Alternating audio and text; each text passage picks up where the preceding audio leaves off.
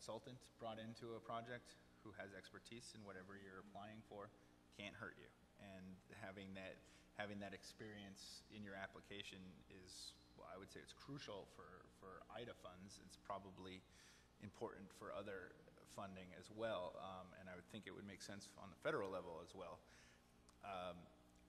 We deal with teams that go very deep, and one of the reasons they go deep is to bring in community partners and bring in not-for-profits and bring in specific entities with management experience that is needed to make an application competitive.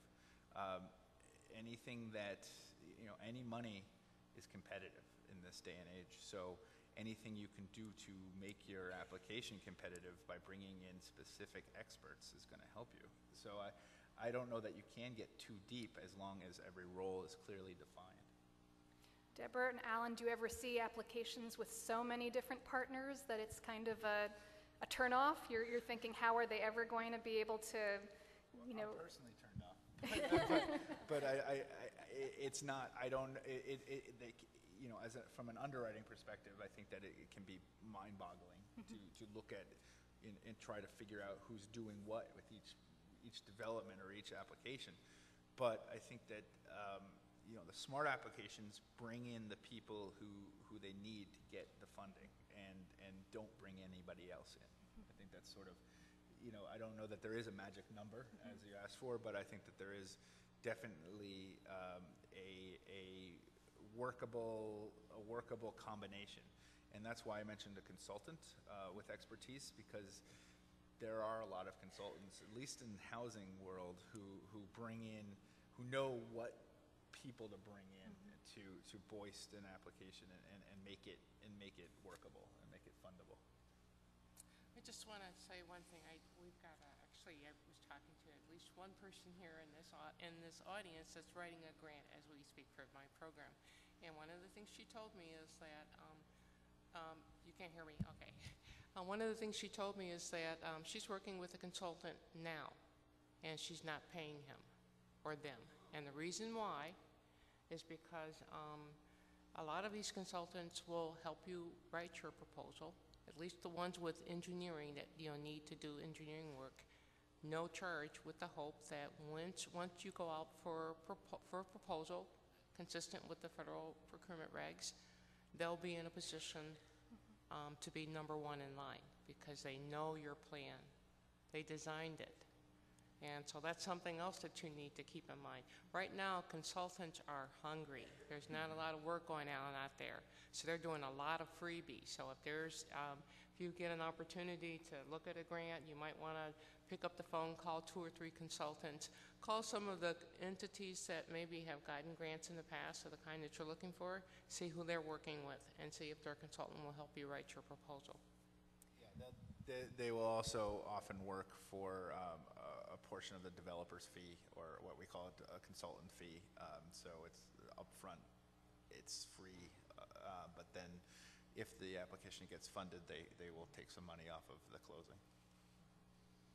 And I just wanted to add one thing when you're talking about the number of different partners, how many is too many or how many is enough. Sometimes it is spelled out in the RFP, the request for proposal, exactly who you should partner with, and in that case you want to have all of the specified partners.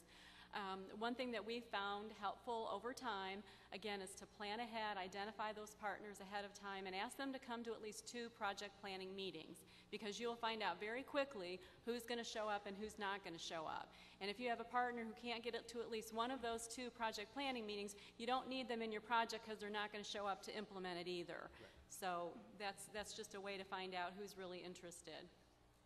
That's a very good piece of advice. And your earlier point about how getting that phone call at the very last minute and being asked to participate in a collaborative project that may be something that you want to explore further. That often you need a fair amount of lead time to develop really authentic relationships, or relationships that are going to be working relationships. Before that should set off little bells. I know I get those phone calls and emails a fair amount. IRN, Illinois Resource Net, uses the term layering a lot. Alan used the word sustainability. Several of you brought up the fact that not only is it rare to find one organization that can do it all, but it's rare to find one funding stream that can do it all. And there's a real push recently, especially with federal funding, to start pairing different sources together. I'm just wondering, are there certain funding sources that play sort of better or worse with others? I mean, Alan also mentioned that each of these funding sources comes with its own sort of administrative requirements, reporting requirements, different language even, right? Different terminology, different selection criteria, ranking criteria. All of these things it often seems that, the different agencies are, as you said, very sort of heavily siloed. What kind of advice would you give to folks in the audience who are trying to sort of figure out which of these different funding streams they should be going after at the same time?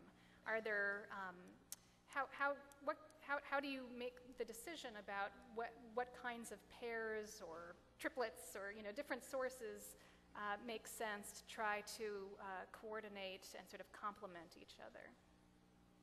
Anybody on the panel? I think a lot of the funding sources a lot of our funding sources that we administer throughout the state come from the federal government. And when you can look at the different agencies that are originating those sources and kind of tell who's playing well with each other. I'll give you an example. Federal Health and Human Service dollars use poverty guidelines in terms of who qualifies to access those funds, whereas federal HUD dollars use area median income as their threshold. So those two formulas don't really communicate with each other. The poverty level and the area median income don't necessarily play well with each other. So while there could be some opportunity to pair, HHS dollars with HUD dollars, it doesn't. It's hard, and it's hard to do so. But I mentioned when I spoke about a successful pairing with IDA dollars and DCEO administered dollars. The IDA dollars I was talking about are IDA trust fund dollars that serve as that work with DCEO energy efficiency dollars, as well as HUD-funded CDAP dollars, Community Development Assistance Program dollars. All three of those programs use AMI, area median income, as their threshold. They play very nicely with each other, and even if there's a slight difference in terms of applicability. So some funds have 50% AMI requirements, and some have 60% AMI requirements. You're still in the same ballpark, and you can figure out how to pair those dollars together. But when you're talking about totally different thresholds, i.e. poverty level versus area median income, it's really difficult to make those play well with each other. So one thing I would look at is just the source and how they administer their funds, and what are the requirements to qualify for the funds.